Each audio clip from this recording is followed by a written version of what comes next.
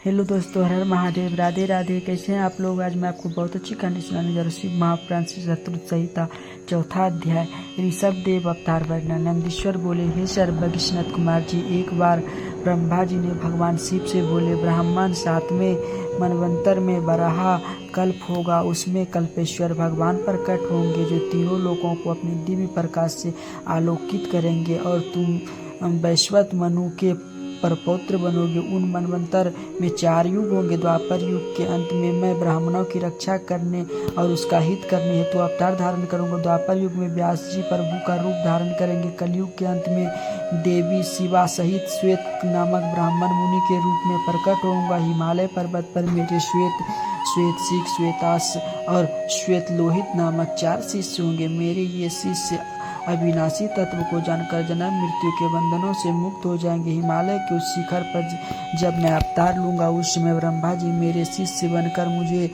अव्यय तत्व की शिक्षा लेंगे और मेरे परम भक्त बनकर मेरी आराधना करेंगे। द्वापर युग में प्रजापति सत्य, तो कलयुग में सातुरी नाम से मुझे प्रसिद्धि मिलेगी। उस युग में दुदुम्बी, शत्रुपा, त्रिशिक और केतु आदि वेदों के ज्ञाता मेरे प्रिय शिष्य होंगे। मेरे ये शिष्य ध्यान और योग के माध्यम से शिवलोक को प्राप्त करेंगे। द्वापर के तीसरे चरण में व्यास जी भार्गव के रूप में अवतरित होंगे और शिवलोक के पास दमन नाम से प्रसिद्ध होंगे। मेरे विशोक आदि नामक 4 पुत्र व्यास जी के शिष्य होंगे, जिन्हें मैं दृष्ट निर्वित का उपदेश करूंगा। तत्पश्चात चौथे द्वापर में अंगिराज व्यास होंगे और मैं सूत्रो नाम से प्रकट होगा। मेरे 4 पुत्र होंगे और वे चारों महात्मा बन जाएंगे। मेरे ये चारों पुत्र सुमुख, दुर्मुख, दुर्धुर्व और दुर्ति कर्म नाम से विख्यात होंगे। 5वें द्वापर में व्यास जी सविता के नाम से प्रसिद्ध होंगे और मैं कंक नाम से योगी व महान तपस्वी होंगे। तब मैं व्यास जी की सहायता करूंगा और उन्हें अर्थ मुक्ति के मार्ग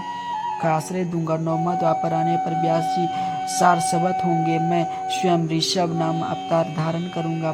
पराशर, गर्ग, भार्गव तथा गिरीश मेरे शिष्य होंगे। ये चारों श्रेष्ठ योगी होंगे और सदा योग के मार्ग का ही अनुसरण करेंगे। अपने ऋषभ अवतार में मैं भद्रायु नाम से एक राजकुमार को जीवन दान दूंगा, जो कि विष द्वारा मर जाएगा। पर जब वह राजकुमार भद्रायु 16 वर्ष का होगा, उस समय मेरे अंश ऋषभ ऋषि उसके घर जाएंगे। तब वह राजकुमार श्रद्धा और भक्ति भावना से उनका पूजन करेंगे। तब वे मुनि उसे राजधर्म का उपदेश देंगे। उसकी पूजा अर्चना से प्रसन्न होकर वे मुनि भद्रायु को दिव्य कवच, शंख तथा शत्रुओं का विनाश करने वाला खड्ग प्रदान करेंगी। यही नहीं, वे उसके शरीर पर अद्भुत भस्म लगाकर उससे 12,000 हाथियों का बल भी प्रदान करेंगी। इस प्रकार भद्रायु को अनेकों वरदान और दिव्य वस्तुएं प्रदान करने के पश्चात वे वहां से चले जाएंगे। तब भद्रायु रिपुगणों को योद्धा में हराकर कीर्ति मालिनी नामक परम सुंदर कन्या से विवाह करेंगे, धर्मपूर्वक राज्य करेंगे। यही ऋषभ नामक 9वां अवतार है। ऋषभ चरित्र परम पावन, महान, स्वर्ग, यश और आयु प्रदान करने वाला। महादेव। दोस्तों, मेरे चैनल को सब्सक्राइब कर दीजिए और कमेंट बॉक्स में हर हर महादेव जरूर लिखिएगा।